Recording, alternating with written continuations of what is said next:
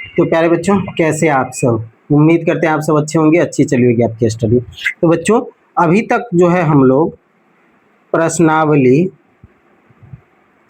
7.3 का question number 1 हम लोग पूरा सॉल्व कर चुके हैं। आज हम लोग सॉल्व करेंगे क्वेश्चन नंबर 2, और क्वेश्चन नंबर 2 का हम पहला क्वेश्चन सॉल्व करते हैं। ठीक है, चलिए पढ़ते हैं क्वेश्चन को। पहले चैनल पे पहली बार आए हैं तो इसे सब्सक्राइब कर लीजिए और बेल आइकन को हिट कर लीजिए।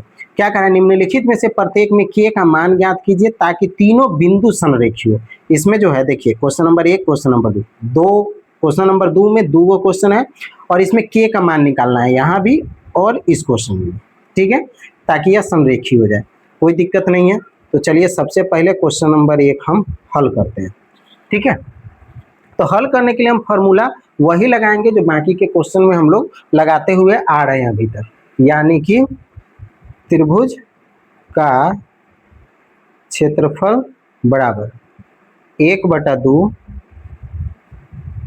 ठीक है, उसके बाद x1 under bracket y2 minus y3, ठीक है, प्लस x2, ठीक है, फिर under bracket y3 minus y1, ठीक है, फिर plus x3 under bracket y1 minus y2।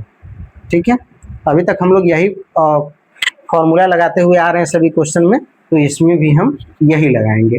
अब चलिए इसमें मान पुट करते हैं।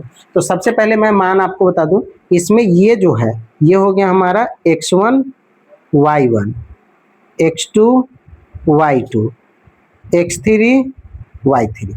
ओके, चलिए इसी हिसाब से हम जो है अब इसको फॉर्मूला के हिसाब से सेट करेंगे। चलिए बराबर में 1/2, ठीक है, अंडर ब्रैकेट x1 यानी कि 7, y2 माइनस y3 यानी कि 1 माइनस y3 यानी कि k, ठीक है, प्लस x2 कितना है 5। कुछ नहीं करना है, बस जो जिसका मान है वो डाल देना। y3 माइनस y1, y3 हो गया k माइनस y1 हो गया -2, ठीक है, प्लस x3 हमारा कितना हो गया 3, और y1 कितना हो गया 7 माइनस y2 कितना हो गया 5। सॉरी, y1 गलती हो गया, y1 है -2, सॉरी, y1 हो गया -2 और माइनस y2 हो गया 1। ओके, चलिए अब इसको सॉल्व कर लीजिए। सॉल्व करने का मतलब हो गया कि अब जिसका जो मान है उसको हम लोग पुट कर देते हैं। मान तो पुट कर ही दिए, अब इसका हल निकालते हैं। ठीक है, यानी कि अब 7 को 1 से गुना कर देंगे तो 7, और -7 को k से गुना कर देंगे तो 7k, ठीक है, प्लस अब यही चीज़ें यहाँ हो जाएगा। तो 5 को k से गुना करेंगे, 5 किया माइनस माइनस प्लस का 2, तो 5 दूना 10, यहाँ पे हो जाएगा प्लस 10।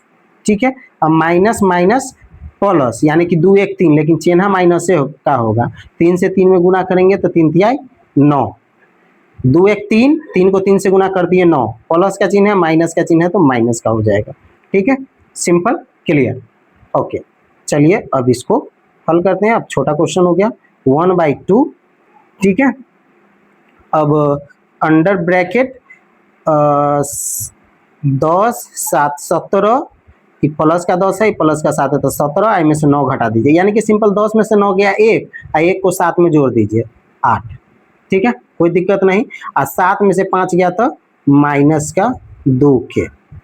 ओके, ठीक है, और यहाँ पे त्रिभुज का क्षेत्रफल निकालना है, यानी कि बराबर में 0 है, जो क्षेत्रफल हमारा दिया हुआ है इसलिए समरेखी निकालना है, तो 0 हो गया।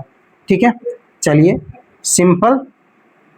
अब यहाँ पे सिंपली क्या करना है कि 2 से अब इसको निकालेंगे।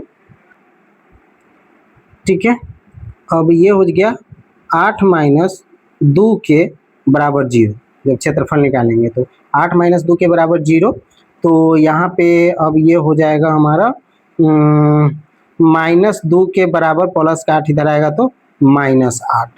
ठीक है, सिंपल। अब इसको आगे देखिए, अब यहाँ पे के बराबर -8 और -2, माइनस से माइनस कैंसिल, 2 चौका 8, यानी कि के बराबर 4।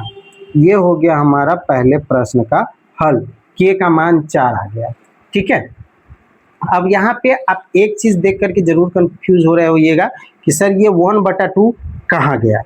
ठीक है ना, तो ये 1/2 कहाँ गया इसका भी मैं आपको बता दूं कि प्रश्न पहले देखेंगे तो आप यहाँ पे समझ में आएगा। प्रश्न क्या करा है, निम्नलिखित में से प्रत्येक में के का मान ज्ञात कीजिए ताकि तीनों बिंदु संरेखी हो। यानी कि यहाँ के का मान निकालना था ताकि यह तीनों संरेखी हो। ठीक है, तो जब संरेखी का क्षेत्रफल निकालना होगा तो यहाँ पे 1/2 नहीं होता है।